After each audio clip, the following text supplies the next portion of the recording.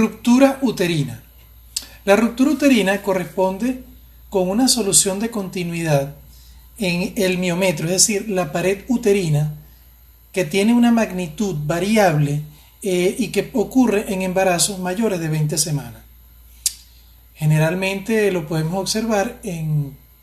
pacientes con cicatrices anteriores, por ejemplo cesáreas anteriores, otro tipo de intervención a nivel uterino como por ejemplo resección de miomas, y que va a afectar inclusive órganos cercanos, cavidad peritoneal, ligamento ancho, y pone en peligro la vida de la paciente, ya que esta es una patología netamente hemorrágica que puede inclusive producir la muerte materna. Por supuesto también la muerte fetal. ¿Cómo se clasifica esta enfermedad? Bueno, vamos a clasificarlo en primer lugar según el antecedente obstétrico. Y así tenemos que, según esto, lo vamos a clasificar en ruptura uterina propiamente dicha y en dehiscencia de cicatriz anterior. Ruptura uterina propiamente dicha cuando la ruptura ocurre en cualquier lugar de la pared uterina, es decir, del músculo uterino, y que generalmente no se asocia a una cicatriz previa, es decir, una paciente en trabajo de parto, producto de un obstáculo, comienza a haber una dinámica uterina continua, que esto ya lo vamos a ver más adelante con más detalle, y esto origina que se rompa la fibra muscular. Y dehiscencia de cicatriz anterior, en este caso sí hay una cicatriz previa y por este defecto se produce la ruptura del músculo uterino. Según su extensión se puede clasificar en completa e incompleta, y esto va a depender por supuesto qué porción del músculo uterino o de la capa uterina se ve afectada. Si es solamente miometrio, hablamos de una ruptura incompleta, y si es miometrio y serosa, es decir, que existe una comunicación directa entre la cavidad uterina y la cavidad peritoneal, estamos hablando de una ruptura completa.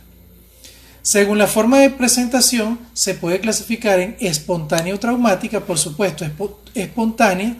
toda aquella ruptura que ocurre durante un trabajo de parto, ya sea por una cicatriz previa o por un obstáculo, y una ruptura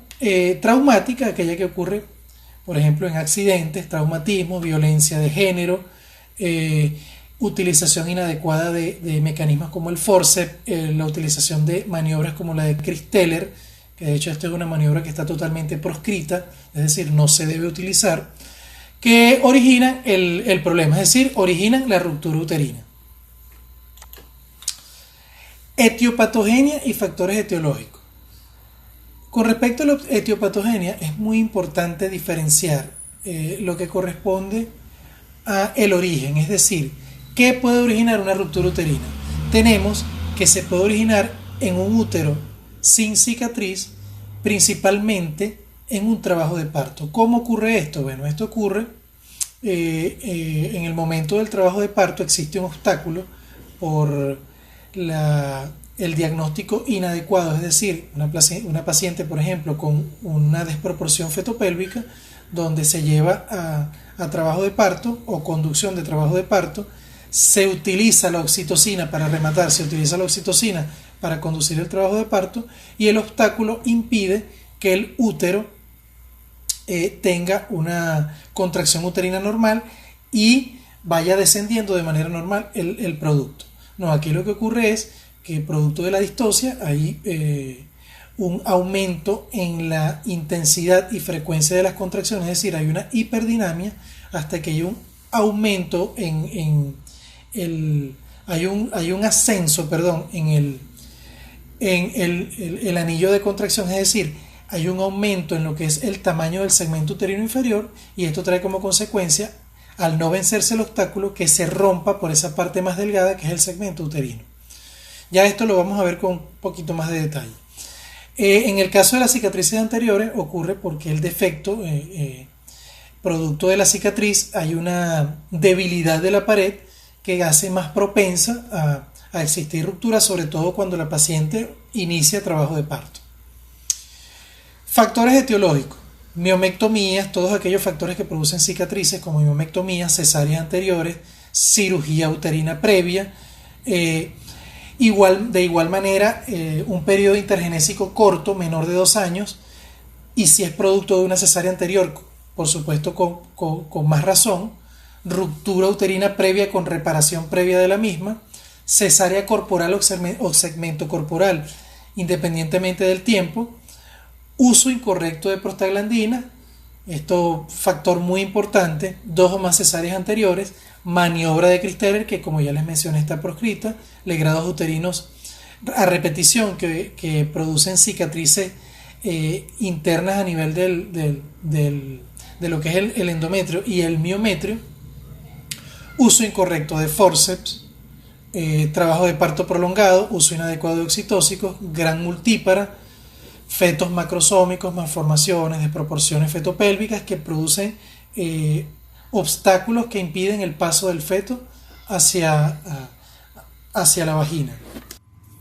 Manifestaciones clínicas y diagnóstico.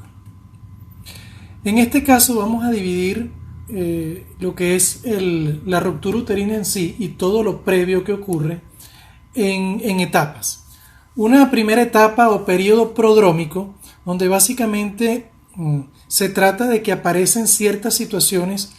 que nos hacen prever la posibilidad de que pueda existir una ruptura uterina. Como por ejemplo, una distosia anterior. ¿Qué quiere decir esto? Una paciente que en un embarazo anterior tuvo un problema, una prolongación del parto por algún motivo, a veces es específico, a veces no, o una variedad posterior persistente, ciertas situaciones que provocaron un descenso en el embarazo anterior y que en este hay que estar pendiente porque se pudiese presentar y producir la alteración.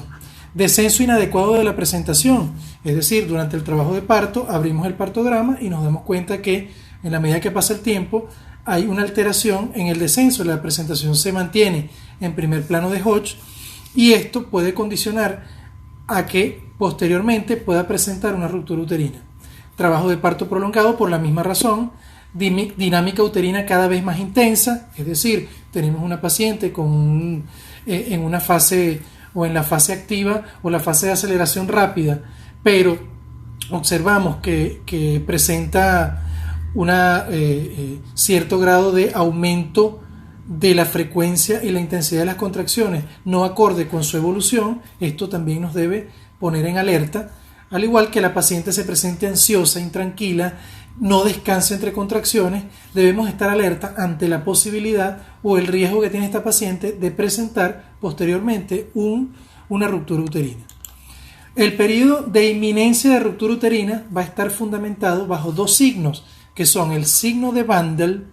y el signo de Frommel o Bandel-Frommel. En este caso el signo de Bandel se caracteriza porque existe una elevación del anillo normal de contracción que ocurre en la fase activa del trabajo de parto, motivo por el cual presenta un ascenso patológico producto de un obstáculo en el cual se hace una elongación del segmento uterino inferior y esto condiciona a que desde el punto de vista de la inspección observemos prácticamente en el nivel del ombligo una especie de depresión y el abdomen se coloca en forma de reloj de arena. Esto sería el signo de Bandel. El signo de Frommel, aquí estamos hablando de un estiramiento o el estiramiento de este segmento uterino inferior hace que los ligamentos redondos que se encuentran insertados en esta zona también se estiren y se forme en la zona lateral una especie de un cordón fibroso que correspondería con el ligamento redondo. Se puede palpar en el exterior lo que se conocía en algún momento como signos en cuerda de violín. En tercer lugar, una vez que ocurre la ruptura uterina, lo que es el periodo de ruptura uterina propiamente dicho, se va a presentar el signo de Pinar. El signo de Pinar se caracteriza por la presencia de un edema y congestión a nivel del cuello uterino, vulva y vagina, que se tornan de coloración violácea, y a la inspección del cuello vemos un sangrado, que es un sangrado que puede ser no tan abundante, pero que lo evidenciamos como un sangrado filiforme a través del orificio cervical externo.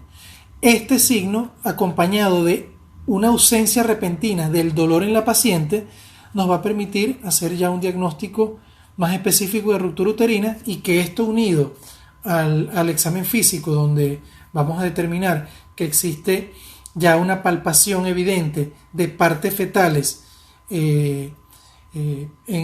nivel de la palpación abdominal, y de igual manera ausencia de frecuencia cardíaca fetal, por supuesto ausencia de movimientos fetales, esto ya nos daría el diagnóstico definitivo. Es una paciente que debe ser llevada inmediatamente a quirófano. Por eso es que aquí estamos hablando que la idea es hacer un diagnóstico antes de que ocurra el hecho. Inclusive lo ideal sería prevenirlo y en una fase prodrómica ya hacer un diagnóstico y tomar una conducta para evitar estas situaciones catastróficas que se presentan durante el trabajo de parto. Signos y síntomas en caso de que el feto ya haya salido de la cavidad abdominal. Bueno, esto por supuesto, una vez que ocurre la ruptura uterina, puede haber una salida parcial o total del feto, y si existen el signo de Pinar, shock con cuadro grave o muy grave de hemorragia interna, cese de las contracciones uterinas, incluyendo ausencia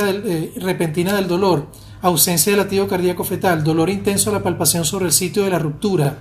partes fetales fácilmente palpables por debajo de la piel, como por ejemplo pérdida de la firmeza de la convexidad del abdomen cuando la pared uterina está indemne. O sea, en este caso estamos hablando que ya el feto se encuentra fuera de la cavidad uterina. Presencia de una tumoración correspondiente al útero roto involucionado, es decir, podemos observar el útero o palpar el útero, inclusive el globo de seguridad de Pinar, e irritación peritoneal y signo de Lafond, que no es más que un dolor en banda que se puede presentar desde el hombro en banda hasta la parte inferior del abdomen. Ya esto es indicativo de líquido libre en cavidad, sangre libre en cavidad, que está produciendo una irritación peritoneal y nos está llegando inclusive hasta la parte inferior o la cúpula diafragmática. ¿Cuál sería el manejo? Bueno, el manejo va a depender de la fase. Ideal sería hacer el diagnóstico en la fase prodrómica, es decir, diagnosticar las distocias. Si hay un obstáculo, diagnosticarlo antes de que ocurra el hecho. Ahora, si el evento continúa y existen signos de inminencia de ruptura uterina, debemos detectarlo a tiempo y esta paciente llevarla a mesa operatoria, es decir, realizarle una cesárea antes de que ocurra la ruptura uterina. Ahora, una vez que ocurre la ruptura uterina, aquí es poco lo que podemos hacer, y básicamente llevaríamos a la paciente a cirugía para salvarle la vida a ella, a la madre, ya sea con una reparación o extracción del feto que se encuentra muerto en la cavidad abdominal, con una posterior reparación de la ruptura uterina cuando ésta lo permita, cuando sus bordes estén definidos, sean regulares, o por el contrario, cuando los bordes son anfractuosos, irregulares, con mucha hemorragia, con alteraciones a nivel de ligamento ancho o de otros órganos y sistemas. Ya aquí entonces la conducta sería otra, sería la esterectomía obstétrica, y muchas veces se tiene que realizar otro tipo de maniobras, como por ejemplo la realización de ligaduras de arterias hipogástricas, que nos van a permitir salvarle la vida a la paciente. Es decir, que en el caso de ya la ruptura uterina consumada, la conducta sería netamente de control de daños y para salvar la vida de la paciente.